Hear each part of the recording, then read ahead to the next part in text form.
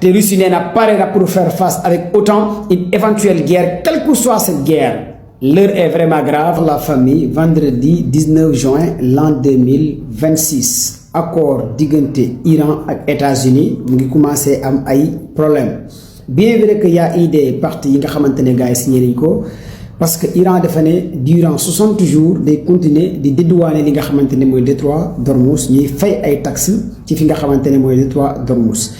uranium bi nag day reste fi nga xamante ne mooy Iran loolu nag américains yi d'accorduñ ci loolu pour l'instant waaye Trump aussi concernant les missiles balistiques iranais nee na garaawut Iran mën na am li nga xamante ne missile balistique am hypersonique di aar lii di boppam te alors que Trump waxoon na loolu Iran da ko am loolu nag naqari na lii di waa Israël nag ñoo commencé saboter li nga xamante ne mooy cessez-le-feu bi d'après Marco Rubio ak JD Vance. Israël kii di Ben Netanyahu ba léegi nii armée Israël ginnaaw bu mu ñàkkee tey ñetti soldats yi nga xamante ne waa Hezbollah ñoo leen rey armée Israël nee na day continuer di massacrer di bombarder lii di Liban loolu la armée Israël wax day continuer di attaquer lii di Hezbollah dirigeant Hezbollah Neem Hassan ki nga xamante ne moo diriger lii di Hezbollah remplacer kii di Hassan Nasrallah Neem Hassan génn na am ay kàddu yu mu yëkkati wax di féliciter Iran di jaajëfal li nga xamante ne Iran ci victoire bu am doole bi nga xamante ne Iran gagné na ko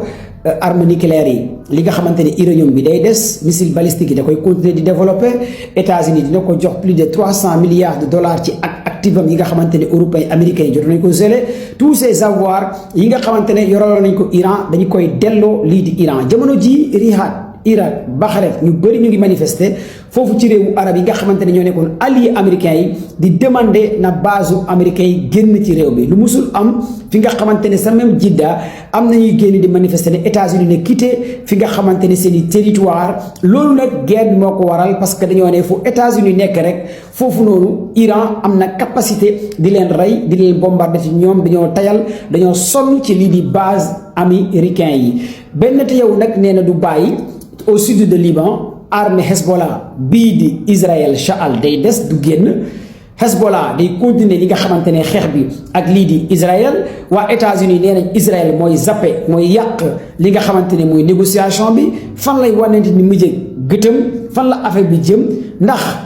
États-Unis dina mettre pression ci Israël bi Israël bàyyi wala du bàyyi wala génn au sud de Liban alors que Iran nee na forcément Liban dina bokk ci négociation yi Hezbollah dina ci bokk cessez-le-feu bi dina am ca Liban lii moo nekk li nga xamante ne jamono ji moo nekk à la une waaye nag bu ñu jëmee ca Russie Ukraine jamono ji tey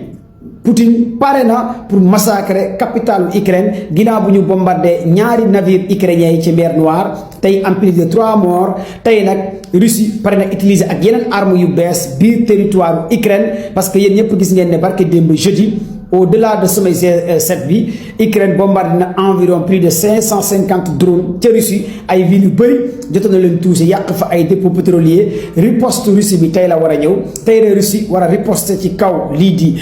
Ukraine Russie nag mu ngi artu Sergey Lavrov ministre des affaires étrangères bu Russie ak Dmitry Medvedev ñu ngi artu di alerter waa OTAN guerre une éventuelle guerre bi nga xamante ne OTAN mu ngi koy préparer ak Union européenne nekk ci ginnaaw OTAN ñoom ñëpp di préparer une guerre nekk ci ginnaaw Ukraine pour faire face avec lii di Russie du yomb ci ñoom ñu ngi jéem a utiliser ay Suède ay Finlande ay Pologne loolu la waa Russie wax te Russie nee na pare na pour faire face avec OTAN une éventuelle guerre quelle que soit cette guerre. L'heure est vraiment grave. Ukraine bombarde la capitale Russie Moscou plus de 550 drones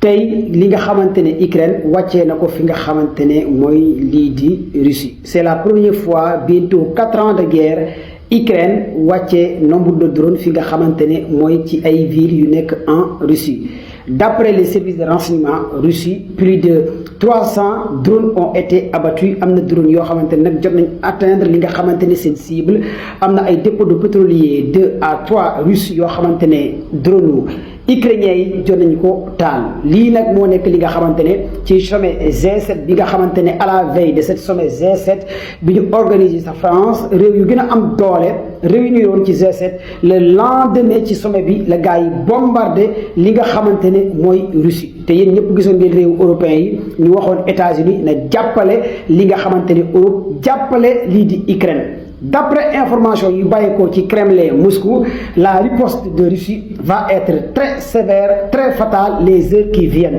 Russie a demandé li nga xamante ne mooy ses alliés, que ça soit Chine, que ça soit Iran ak quelques li nga xamante ne ay réew nañ évacuer seeni diplomates ñu génn Ukraine nu mu gën a gaawee. Kon lii la Kremlin bi wax nañ génn fi nga xamante ne ay résidences yu bëri nañ fa génn. Kon Russie jot na wax ak les alliés ñu génn Ukraine nu mu gën a gaawee. Lan moo nar a xew Ukraine les heures qui viennent? Vladimir Poutine va réagir ci effet bi nga xamante ne Ukraine def na ko biir Russie. ñu ngi xaar les heures qui viennent. Abonnel, aimel, partagel, likeel dara du la rëcc fii ak Commando Baye. Accord de négociation yu am diggante li nga xamante ne mooy États-Unis Iran plus de 14 points. am na benn point boo xamante ne Iran nee na du ci d'accord mooy concernant les missiles balistiques de longue portée. Iran nee na loolu bokkul ci négociation yi xawoon naa indi coow mais président Iran bi signé na président Donald Trump signé na ñoom ñaar yëpp signé nañ jamono ji ci accord de charge bi tout est ok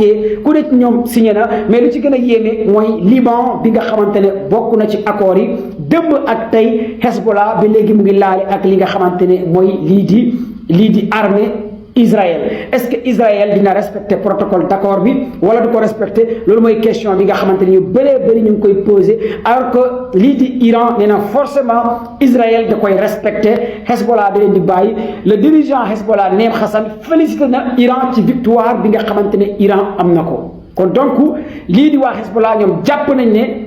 carrément Iran moo gagné li nga xamante ne mooy lii di guerre bi.